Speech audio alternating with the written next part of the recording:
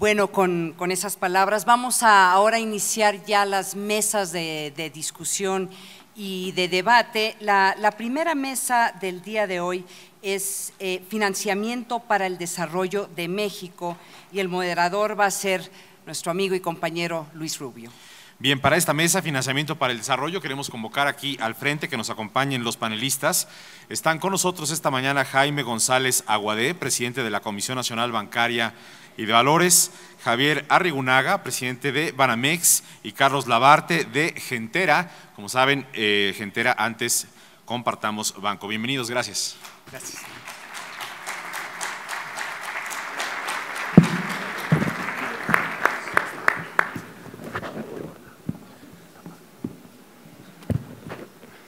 Buenos días a todos. El tema es el financiamiento del desarrollo en el contexto de una conferencia que lo que está buscando es ver a México como potencia. La pregunta es cómo se financia el desarrollo. El gobierno ha presentado una serie de ambiciosas reformas que tienen enormes atractivos y enormes problemas, y quisiera yo empezar más bien por lo que tenemos hoy en día.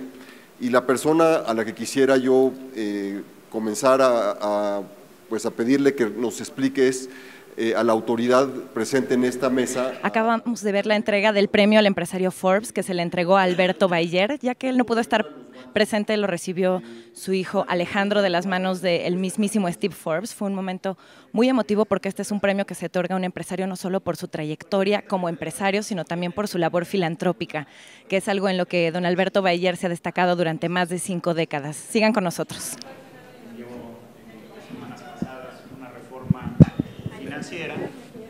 Que trata de buscar ciertas cosas que ahorita comentamos. Eso no quiere decir que la regulación hoy sea mala.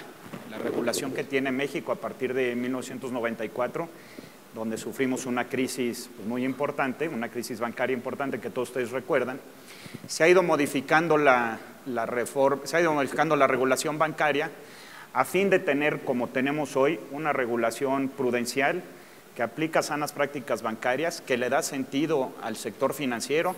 Vale la pena decir que la Comisión Nacional Bancaria y de Valores no solamente regula los bancos y a la parte de valores, sino que a muchas otras entidades, en total a más de 5,000 que van sociedades financieras populares, cooperativas de ahorro y préstamo, sociedades de inversión, la propia Bolsa Mexicana de Valores, en fin, regulamos muchas entidades. Y esta regulación ha ido mejorando. Llegamos al 2013 como el primer país en el mundo en adoptar Basilea III, que yo diría que es la primera gran reforma que se hizo después de la crisis del 2008 a nivel mundial, y México fue el primer país en adoptarla precisamente porque habíamos avanzado mucho en la regulación bancaria en México.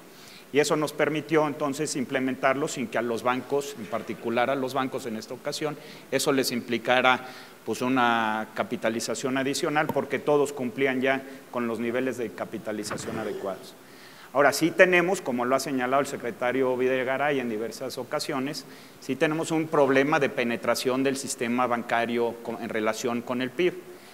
En México esa relación de crédito en relación del PIB es del 27%, el promedio en Latinoamérica es de 44%, y países con los que nos comparamos a veces, como Chile y Brasil, pues están más cercanos a los 70 y 80%. Entonces necesitamos crecer en esa penetración del crédito a fin de que los bancos den más crédito, sobre todo a las pequeñas y medianas empresas y a los sectores de menores ingresos. Y de esa forma contribuir, que el sector financiero contribuya más al desarrollo del país. Gracias, Jaime. Javier, el tema del crédito. Hay la presunción de que el crédito es muy bajo, de que hay poca penetración. En algunos países es muy alto el crédito y sin embargo se crece poco, y Brasil es un buen ejemplo. Chile es un ejemplo de lo contrario, tiene una alta penetración y se crece mucho. Es un factor fundamental. ¿Por qué en México es tan baja la penetración? Muy bien, bueno, pues en primer lugar muchas gracias a Forbes por esta invitación, gracias Luis. La pregunta en realidad tiene muchos ángulos. Yo diría que detrás de la respuesta está el concepto de que existe una estrechísima vinculación, sí, entre el crecimiento económico y el crecimiento del crédito. Yo tiendo a ver más bien la causalidad crecimiento económico, crecimiento de crédito, y no a la inversa. Efectivamente, en primer término coincidimos con lo que acaba de decir Jaime.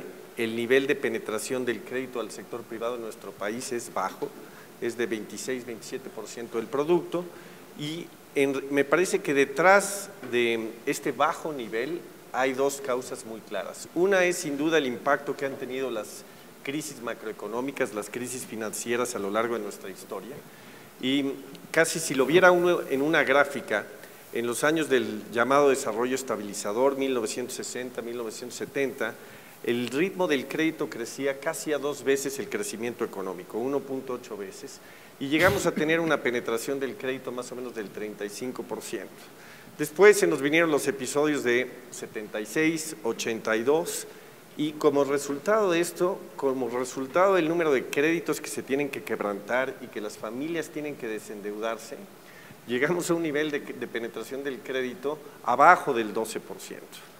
Vuelve a crecer, quizá de manera exagerada, a principios de los 90, y en la crisis de 95 a la que se refería el presidente de la Comisión Bancaria, que llegamos prácticamente a un 38-39% de penetración, volvemos a tener un impacto enorme sobre los bancos, sobre las familias. Además, a los bancos les toma un tiempo muy largo volver a capitalizarse y volvemos a caer significativamente a niveles del 14%.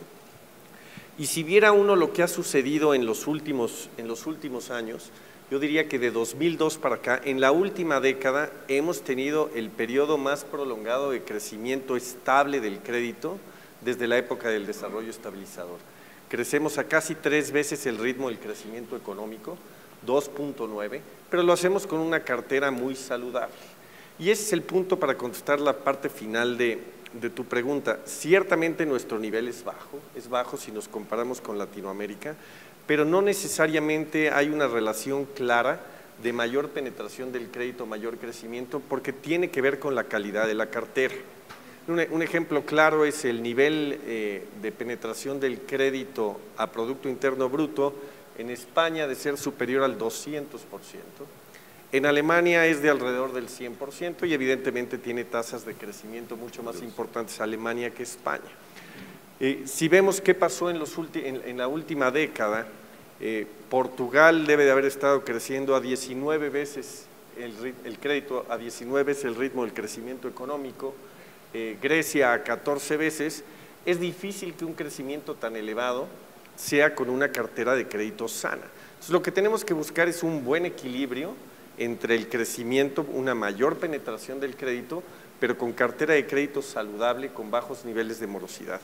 Y creo que si mantenemos el ritmo que traemos de 2.8, 2.9 veces el crecimiento económico, y si la reforma financiera es aprobada y nos ayuda en este esfuerzo, tendríamos, dado que la banca está muy bien capitalizada, adelante de nosotros una de las mejores décadas de crecimiento del crédito. Gracias, Javier. Carlos, tú representas un sector que ha experimentado un crecimiento explosivo y además una parte totalmente innovadora del mercado, una parte que no existía. Si descubrieron ustedes un mercado que no estaba atacado, ¿es posible que por ahí se encuentre una salida que se convierta de un microcrédito a un crédito a pymes, de ahí al desarrollo económico, que entre un nuevo segmento de empresas a la economía mexicana? Gracias, Luis, y gracias a Forbes por la invitación. Y primero quiero decir que estoy totalmente de acuerdo con los comentarios de Jaime y Javier. Y sin lugar a dudas, yo creo que este segmento, ¿no?, que una de las subsidiarias del Grupo Gentera, que es Compartamos Banco, de alguna manera descubierto junto con muchos otros jugadores, la verdad, en el país, nos ha abierto los ojos, creo que a muchos, ¿no? Es decir, oye, ahí hay un segmento, no solamente para atención en servicios financieros, sino en muchos otros servicios de salud, de educación, inclusive entretenimiento, que es inmenso y que necesitan productos y servicios adecuados y a buenos precios, ¿no? Entonces, sin lugar a dudas, Luis, yo creo que ese es un camino. Incluso nosotros creemos fervientemente en algunas de las barreras, déjame ponerlo de esta manera, que han limitado la inclusión financiera, no solamente en nuestro país, sino en muchos otros países en vías de desarrollo. Déjame nombrar algunas. Uno es el tema de distribución, ¿no? Cómo llegar a esos segmentos de la población que tú describías. Tiene un tema de cómo atenderlos, cómo llegar, porque están lejos, porque es caro, ¿no?, atender estos segmentos, ¿no? Entonces hay un gran reto o una gran barrera, déjame mencionarlo tal cual, de distribución. Aquí la buena noticia es, hace unos años salió la ley de corresponsalías, ¿no? De hecho, Banamex es uno de los jugadores importantes en corresponsalías bancarias con Banamex aquí, y eso ha permitido acercar los servicios financieros al cliente. Sin lugar a dudas ha habido un trabajo muy importante, la verdad es que no es suficiente. O sea, cuando pensamos todavía los millones de mexicanos que no tienen cerca un lugar donde transaccionar, donde poner sus pesitos en su cuenta bancaria, pues no la hay, ¿no? Entonces, aquí es una de las grandes barreras de las cosas que tenemos que resolver, ¿no? Otro es, y que también coincido con lo que decía Javier de la reforma, todo lo que tiene que ver con información del cliente, ¿no? En estas crisis que han descrito Jaime y Javier, pues efectivamente también lo que tenemos que valorar mucho es el comportamiento de pago del cliente, el comportamiento de pago de las empresas. Y parte de lo que hemos perdido históricamente es, o no hemos tenido capacidad de capitalizar es, pues ahora sí que nuestra currícula financiera, déjenme ponerlo de esa manera, ¿no? Incluso se ha visto muchas veces el tema de buró de crédito como una especie de lista negra, ¿no? Una cosa mala, ¿no? Cuando es exactamente lo contrario, ¿no? El dueño al final del día de esa reputación, pues es la persona, es ese mexicano que ha pagado sus créditos y que ha ido construyendo una reputación, ¿no? Entonces, una de las reformas fundamentales que vienen ahora en esta reforma financiera es que el buró sea realmente universal, porque ¿qué es lo que pasa hoy? Las instituciones financieras somos las que estamos reportando al buró y somos las que estamos utilizando esa información por ley, y muchos otros jugadores, ¿no? Todas las que no son regulados, pues queda de alguna manera a disposición de la propia institución. Y esto es, al final le digo otra vez, para penetrar verdaderamente los servicios financieros, necesitamos que esté la información de los clientes, que esté ahí. Aquí hay mejores prácticas, me vino a la cabeza ahorita el caso de Perú, ¿no? Donde tenemos también ya una institución ahí, Grupo Gentera, que es Compartamos Financiera, y donde la pieza de información más importante para la decisión de crédito es el buró de crédito. La pieza más importante, por supuesto, hacer una serie de cosas como lo típico en microfinanzas, pero la pieza más poderosa es el historial crediticio de esa persona. Y creo que ese es un tema fundamental que debemos de llegar hacia allá en la inclusión financiera. Y finalmente la última que yo creo que va relacionada, de hecho ayer se inauguró la Feria de Educación Financiera de la Conducef, pero es todo el tema que tiene que ver con educación financiera y protección al cliente, porque uno de los riesgos, y coincido totalmente en el comentario de Javier, es empujar, ¿no? Todas estas reformas y acelerar el crédito, que eso es muy positivo, pero también tenemos que ser precavidos, ¿no? Ya las vivimos varias veces, ¿no? Y desde mi punto de vista, especialmente este sector, la protección al usuario es más relevante todavía por el nivel, por supuesto, de sencillez educativa que tiene, y por eso juega tan importante un rol la educación financiera, ¿no? Incluso aquí lo hemos puesto muchas veces internamente como hacer lo correcto, pero de la manera correcta, o sea, cuidar especialmente los intereses del cliente y en un segmento pues que es un enorme reto, ¿no? Claro. Gracias, Carlos. Javier mencionó que un tema fundamental es la calidad de la cartera. Y es una preocupación de la Comisión, es una preocupación de los bancos. ¿Sería posible pensar en evolucionar, por ejemplo, en temas como en el IPAP, que hubiera cuotas diferenciadas según calidad de la cartera? Pues mira, ese es un tema muy relevante. La verdad es que en el IPAP no se ha hecho por distintas razones. Hoy sí, diferenciar por la calidad de la cartera en cuanto a la supervisión, nosotros a veces lo hacemos, nosotros vemos cuando un banco es más riesgoso o algún intermediario es más riesgoso y entonces evidentemente tenemos facultades y además hacemos acciones distintas. Pero ya diferenciar en cuanto a la regulación, pues es algo que no necesariamente compartimos porque puede generar problemas en cuanto a la competencia entre los bancos, ¿no? Pero eso quiere decir que no se pueden utilizar incentivos de diversos tipos para poder pues, promover que los bancos sean más seguros y su crecimiento sea más razonable. Bueno, lo que quisiéramos es que todos crecieran con tasas razonables, ¿no? Y para eso lo que hay que hacer es generar con tasas de cartera vencida razonables, y eso lo que hay que hacer es generar buenas condiciones de competencia, buenas condiciones inclusive de recuperación de esa cartera, como hoy lo está teniendo la reforma financiera.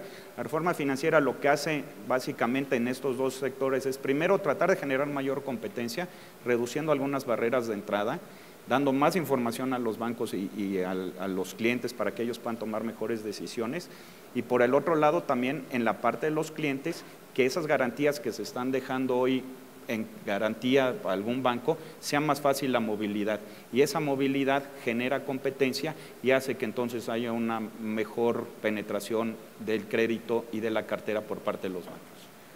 Si se diera una tasa de crecimiento mucho más rápida de la economía, y el escenario de Carlos se materializa y que habría muchos más oferentes de servicios, la complejidad de la administración o de la regulación se vuelve enorme, ¿no?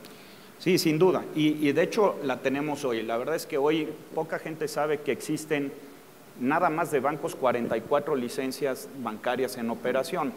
Entonces, ese reto evidentemente lo tendremos hacia adelante, pero es un mejor reto que el que teníamos en el 94 cuando se creó el IPAB, de que era al revés y teníamos que ir resolviendo los problemas que tenían algunos de estos bancos y en las carteras, ¿no?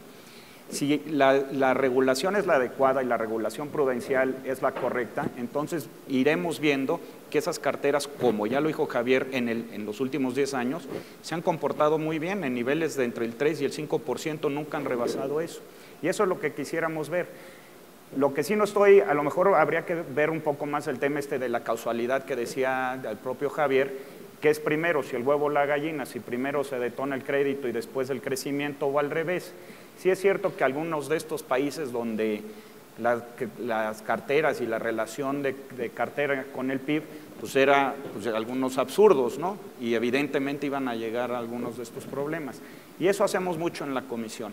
En la comisión revisamos los sectores de las carteras, cómo se comportan, ¿no? Revisamos si el crédito hoy, el crédito a lo mejor de cartera personal se eleva, revisamos y tratamos de adecuar eso, ¿no?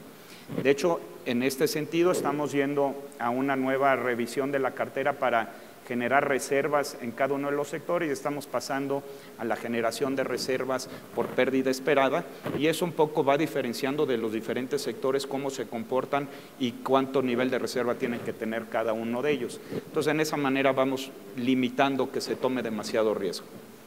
Gracias. Javier, la reforma financiera propuesta busca generar más competencia y al mismo tiempo busca mayor seguridad para el sistema en su conjunto. Me parece, está proponiendo una reforma del Código de Comercio, pero me parece que muchos de los problemas están más bien en el Código de Procedimientos Civiles. ¿Cuáles son los problemas que los bancos se enfrentan en esto? Sí, bueno, un comentario antes. Coincidimos, ¿no? Yo, Jaime y yo también en el tema de hay un círculo virtuoso entre crecimiento económico y crecimiento de la cartera. Yo creo que el otro punto importante en la agenda, y es parte de lo que se está considerando la actual administración, es el nivel de formalidad en la economía, ¿no? Digamos, en la medida en que la economía informal sea del 60%, es muy difícil que esos sean individuos o empresas atendidos, ¿no?, formalmente por la banca. Muchos de ellos, probablemente las pymes, muchas de ellas sean atendidas como pymes y otras sean atendidas como a través de créditos personales o de tarjetas. Al punto de la reforma, me parece que un mensaje poderoso y que es muy importante y se ha enviado, de hecho yo diría que son dos. El primero es que las tasas no se pueden bajar por decreto, ¿no? Sí, lo que se tiene que hacer es fomentar la competencia, fomentar la movilidad, fomentar la información, fomentar la transparencia para que la competencia sea más efectiva. El otro es el punto al que te refieres, Luis, tiene que ver con el mensaje de que el fortalecimiento del Estado de Derecho se traduce en mayor expansión del crédito y en menores tasas. En otras palabras, en la medida en que para los bancos, para los intermediarios financieros, sea factible cobrar judicialmente, pues esto implicará que haya unas menores tasas de interés y crédito más amplio en la economía. Tienes razón, digamos, parte del fortalecimiento del Estado de Derecho se tiene que dar en los códigos de comercio, en los sustantivos, en los que regulan los procesos, pero mucho en el aparato de administración de justicia. De hecho, las autoridades y la Asociación de Bancos, ¿no?, desde hace muchos años, después de la crisis del 95, hacen un estudio cada 2 años en el cual lo que tratan de medir es en qué estado funciona mejor el aparato de administración de justicia. Es una especie de calificación que se hace con una calificadora, con Moody's, y se hace una especie de selección en rangos de los distintos estados. Y esto tendría que traducirse también en menores tasas de interés. Algo hemos venido trabajando con la Comisión Nacional Bancaria.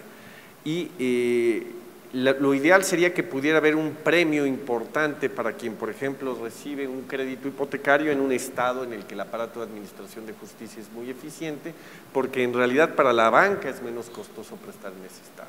Yo, en la medida en que esto sea algo en lo que podamos seguir avanzando, podríamos también lograr progresos importantes en la agenda de inclusión que mencionaba Carlos.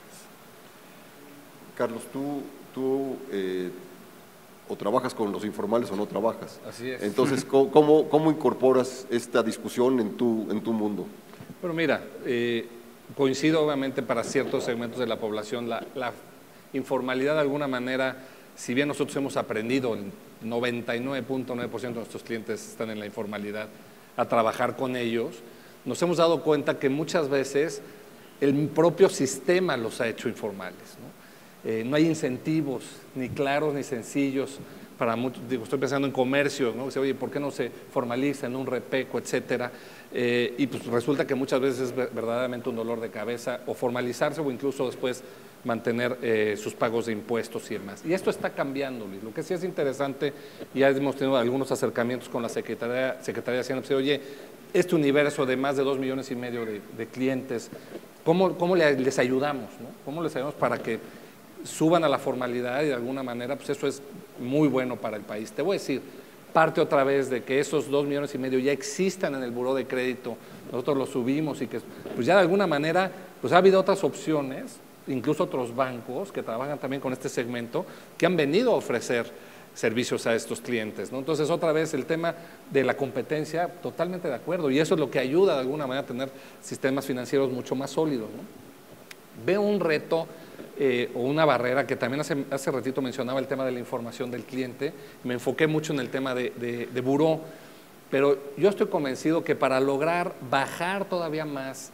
en esta inclusión financiera que todos queremos, creo que la tecnología va a jugar un rol fundamental, porque parte del problema que tenemos las instituciones que estamos trabajando con este segmento son los altísimos costos de operación, de dar el servicio en esas comunidades, ¿no? Entonces, aquí hay temas desde estos, que ya inclusive lo vamos a ver muy pronto nosotros en nuestra vida diaria, ¿no? Pero autentificación del cliente, ¿no? Con la huella digital, por ejemplo, creo que el nuevo iPhone ya trae esa funcionalidad, ¿no? Donde, bueno, en lugar de tu numerito vas a poner tu dedo, ¿no? Le comentaba ahorita a Jaime antes de entrar que estamos ahí viendo un emprendimiento, unos jóvenes que traen una tecnología que más que la huella es la propia voz la que te va a autentificar, ¿no? Incluso pues, la primera pregunta es, oye, ¿pero a poco la voz es más profunda o es más fácil identificar a la persona que la huella? Y la respuesta aparentemente es que sí, ¿no? Que los tonos de voz y los rangos de voz son inclusive más duros, digamos, en el reconocimiento del cliente que la propia huella. Y con el enorme poder, imagínense, de pues autentificar a alguien por el teléfono, ¿no? No tienes que venir a poner ni siquiera tu huella o tu firma, sino, sí, señor Labarte, ya sabemos que usted está llamando, y poder otorgar una serie de productos y servicios. Todo este concepto, que hay varios libros interesantísimos últimamente, que todo este concepto de Big Data, ¿no? O sea, yo creo que una de las grandes revoluciones que hemos vivido, nos ha tocado vivir a todos los que estamos aquí, es la capacidad de almacenamiento de la información. ¿Por qué no teníamos tanta información de nuestros clientes? Pues porque de alguna manera no teníamos ni siquiera capacidad de almacenarla. Se ha aumentado la capacidad de almacenamiento y de procesamiento de esa información. El otro día me daban la cifra en una plática, la verdad es que ya se me olvidó, pero decía, el concepto era cualquier smartphone de los que traemos, cualquiera de los que estamos aquí, tiene una mayor capacidad de almacenamiento de información que la información que tenía el presidente de Estados Unidos, pues hace no tanto, hace 30 y tantos años, ¿no? Que me impactó, ¿no? Entonces, esa revolución, la capacidad de almacenamiento, lo que nos da es poder tener mucha información de cualquier segmento, de cualquier cliente, y ayudarnos a tomar mejores decisiones de riesgo, por supuesto, ¿no? O sea, algoritmos de riesgo, pero no solamente de riesgo, sino incluso qué productos y servicios necesitan nuestros clientes. Uno de los, yo diría, los grandes éxitos que este país a veces ha pasado medio desapercibido, ¿no? Pero que este país ha tenido es, por ejemplo, toda la cultura de microseguros, ¿no? Solamente nosotros tenemos más de 3 millones, 3.2 para ser exactos, millones de pólizas de vida en este segmento de la población y personas que prácticamente ni una de ellas tiene un seguro de vida, ¿no? Entonces, esos son de los grandes cambios. Tú imagínate otra vez, por definición un seguro, pues lo necesita quienes son más vulnerables, ¿no? Resulta que la pirámide ahí está exactamente inversa, ¿no? Los que tenemos los seguros es los que somos menos vulnerables. Entonces, otra vez, la tecnología, tú sabes que la persona es casada o soltera, tiene hijos, no tiene hijos, ¿qué customización específica a ese cliente le podrás dar? Entonces, yo digo, no quería dejar de mencionar esto, Luis, porque al final ya para llegar a segmentos más bajos, estamos convencidos que la tecnología juega un rol fundamental. Lo que está claro es que la información hace toda la diferencia. Sí, claro. Mencionaste, Jaime, a Conducef hace un rato, y en la reforma, en la propuesta de reforma financiera, se le vincula con mayor competencia, y no lo entiendo. ¿Cuál es la vinculación entre la mayor fortaleza a la Conducef y mayor competencia? Bueno, tiene que ver precisamente con este tema de la información. Lo que se pretende es que la Conducef, por un lado, tenga más dientes, como se dice comúnmente, hacia los bancos cuando hay alguna diferencia entre algún cliente y lo que están haciendo los bancos o algunos otros de los que ofrecen servicios financieros, pero también en este tema de generar información de cómo se comportan los bancos con los clientes en las diferentes actividades que tienen. Entonces, en la medida que el cliente tenga más información, puede tomar una mejor decisión. Y es parte de lo que busca toda la reforma financiera, que sea a través de la competencia, como se decía ya hace rato, que haya mayor, a través de la competencia, mayor penetración y menores costos. Y para lograr eso es una condición necesaria que la gente tenga más información. Nosotros en la comisión generamos cierta información, también la Conducef ahora generará información más formal respecto de cómo se comportan los diferentes servicios financieros con sus clientes y cómo estos resuelven por las diferentes diferencias que existan entre ellos, ¿no? Javier, ¿hay contradicción entre la idea de aumentar la competencia y de fomentar el crecimiento del crédito? No, en realidad me parece que de hecho ha habido en la última década un fomento importante a la competencia, digamos, no solamente a través del ingreso y mayor participación de nuevos entrantes al mundo bancario, sino que además en todas las acciones que se han tomado para fomentar mayor transparencia, mayor información, facilitar para el usuario de servicios financieros la comparabilidad entre las distintas instituciones. Yo creo que no, lo que hace a veces distinto al sistema bancario, de ahí que cuando se tomen decisiones que tengan que ver como por ejemplo fomentar el crecimiento del crédito, fomentar la competencia, es que la estabilidad del sistema financiero es fundamental para la solidez de la economía nacional.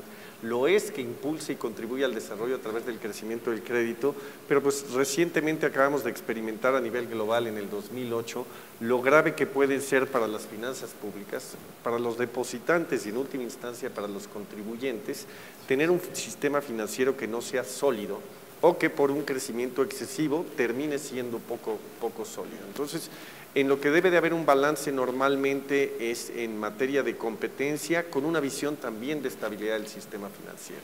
En otras palabras, probablemente en una industria pueden entrar nuevos participantes y si un número importante de ellos quiebra, puede no tener graves repercusiones. En un caso como en el de la banca, tiene que haber por parte de las autoridades un filtro claro de solvencia, de conocimiento profesional, porque eventualmente la quiebra de un intermediario financiero, aunque sea relativamente chico, puede tener consecuencias importantes.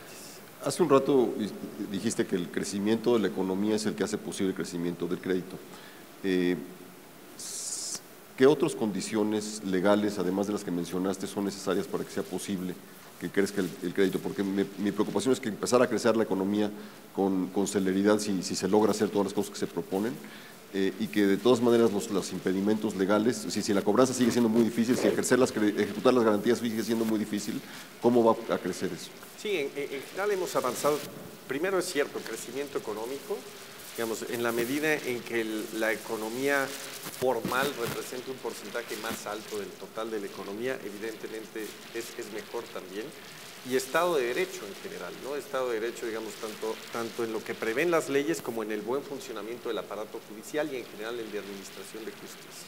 Y buenas leyes significa en las buenas y en las malas. Tienes que tener un proceso de concursos mercantiles o de quiebras adecuado para el evento de que una empresa resulte insolvente y también en el caso de que un intermediario financiero resulte insolvente. La verdad es que, como decía Jaime, desde 1995 ha habido una agenda constante de reforma legal muy importante en la banca. Digamos, para decirlo así en números muy gruesos, ha habido casi 200 reformas legales, prácticamente una en cada periodo legislativo. Hay 2 nuevas autoridades, 18 nuevos ordenamientos. Yo creo que sí se ha avanzado de manera importante. Falta ver muchas de estas cómo funcionan en la práctica en los aparatos de administración de justicia estatales. Lo hemos visto, pero no lo hemos visto en condiciones de estrés, que claro, digamos, es cuando se ponen a prueba. Yo diría que en general las condiciones están dadas, con estabilidad, que ese es el otro requisito importante. Luego no lo mencionamos en primer lugar, simplemente porque venimos gozando de estabilidad por un periodo más largo. Entonces, digamos, la estabilidad te permite dar financiamiento a largo plazo, con tasas fijas, que es algo que no se veía en nuestro país. Es probable que las tasas para créditos hipotecarios que se están ofreciendo, algunas digamos alrededor del 8.5, sean las tasas más bajas que hayamos visto en la historia. Entonces, por eso decía yo que pienso que con la combinación de estabilidad, una banca sólida, bien capitalizada a nivel internacional, y también pienso que con condiciones de un buen aparato o un buen marco jurídico, podemos tener por delante una de las décadas más sólidas de crecimiento del crédito. Carlos, la mayor parte de tus clientes son hombres, bueno, realmente mujeres, empresa. ¿Cómo se hace la transición en un marco de informalidad hacia una empresa para que pueda consolidarse y convertirse en un actor económico relevante? Porque finalmente hay un límite absoluto al crecimiento posible. Puede ser un cliente confiable que va a seguir teniendo su negocito, su changarrito, su tiendita, lo que fuera, pero mientras no se institucionalice y se transforme, no puede crecer en una industria. Y tenemos ejemplos reales, y tú una vez me comentaste algunos, de personas que se han logrado transformar. ¿Cuál es ese proceso? Mira, interesante. ¿Sí se escucha bien o uso el de acá? ¿Sí? Ciertamente, yo te diría, y lo mencionaste muy bien, Luisón, incluso le llamamos nosotros FAMI empresa, ¿no? O sea, porque cuando ves el flujo económico de ese cliente, tienes que ver el flujo económico de esa familia, ¿no? Porque incluso los flujos son los mismos, así como nosotros estamos acostumbrados, si tienes tu empresa y tienes tu familia, son flujos totalmente separados, pues para ellos es una sola cosa. Entonces, cuando haces análisis de riesgo y más tienes que… Y yo te diría, todo está en la mentalidad del emprendedor y de las oportunidades y posibilidades que tiene a su alcance, ¿no? Entonces tú tienes, yo te diría, y la verdad sí lo vemos, la mayoría de nuestros clientes que tienen actividades sencillas, ¿no? Yo diría casi de subsistencia, que llevan un flujo a su familia y que de entrada por eso es tan atractivo, ¿no? Adherirse a muchos de los grupos solidarios que nosotros formamos, porque inmediatamente empieza a haber un flujo positivo y mayor en esa familia, y hay quienes se quedan en esa etapa y es más. Me vienen a la cabeza muchas mujeres mexicanas que dicen, yo tengo aquí mi puesto afuera de mi casa, hago mi actividad y me permite estar viendo además a mis hijos, ¿no? Entonces, tampoco es que quiera yo volverme, ¿no?, un súper distribuidor de alimentos, porque al final del día lo que estoy es teniendo esta actividad y poder conjugarla con esta otra. Sin embargo, hay microempresarios y microempresarias con un gran, yo diría, un ímpetu, ¿no? Toda esta discusión del el emprendedor se hace o nace, ¿no?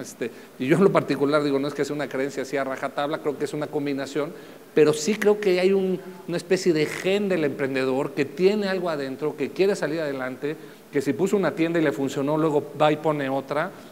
Me vino a la cabeza un caso de una señora en el norte del país, ¿no?, que empezó pues eso, haciendo piñatas, que hacía de chica con los primeros créditos, y digo, unos años después estaba exportando, ¿no?, sus piñatas ahí, digo, con sus compadres y su familia en el otro lado, digo, en Estados Unidos, ¿no? Pero impresionante, o sea, literalmente tenía ya una línea de producción, ¿no? Entonces, uno es el carácter, déjame decirlo de esta manera, de la persona y del emprendedor. Dos, algo que sí estamos buscando hacer, y déjame pongo un ejemplo muy puntual, en este acercamiento que mencionábamos con la Secretaría de Hacienda, es un ejemplo, pero otro muy puntual es, cuando hablábamos de corresponsalías, estamos nosotros tratando de desarrollar nuestra propia red de corresponsales. Es una empresa que se llama Ya Estás, es una marca que me gusta mucho porque es llegas, pagas y ya estás, ¿no? Cuando hicimos esto, lo hicimos principalmente para servicios financieros y corresponsalías bancarias como tal. Pero nos dimos cuenta que al buscar ir a la última milla, pasan varias cosas. Uno, esa tiendita pequeña, típicamente de abarrotes o una farmacia, se vuelve una especie, déjenme ponerlo así, de banquito de la comunidad, ¿no? Entonces, pues esa comunidad recibe un beneficio adicional, un servicio adicional que no recibía, y obviamente esta persona recibe flujos de clientes adicionales, ¿no? Lo cual es sumamente interesante. Pero además, solamente el impacto de acercarle, por ejemplo, nada más el pago de energía, nada más, ¿no? Y además, en lugar de evitar que tengan su diablito, pues que estén registrados y que paguen la luz. Pero tengo el caso de alguna mujer que nos platicaba en Coatzacoalcos, digo que aparte, como sabemos, lleno de ríos, que le tomaba prácticamente 3 horas y media ir a pagar la luz, ¿no? Y con un costo de transporte, un costo transaccional, aparte se tenía que llevar a sus 2 hijos, porque eran muy pequeños, ¿no? Cuando se le puso a un punto Ya Estás, ¿no? Enfrente, literalmente, enfrente de su casa, la señora lo hace en 7 minutos, paga 7 pesos por ese servicio en lugar de todo el costo de transacción que incurría antes, y nos dimos cuenta que ya solamente el tema de pagos de servicio tiene un impacto bien relevante en la vida de los clientes. Entonces, ¿qué pasa?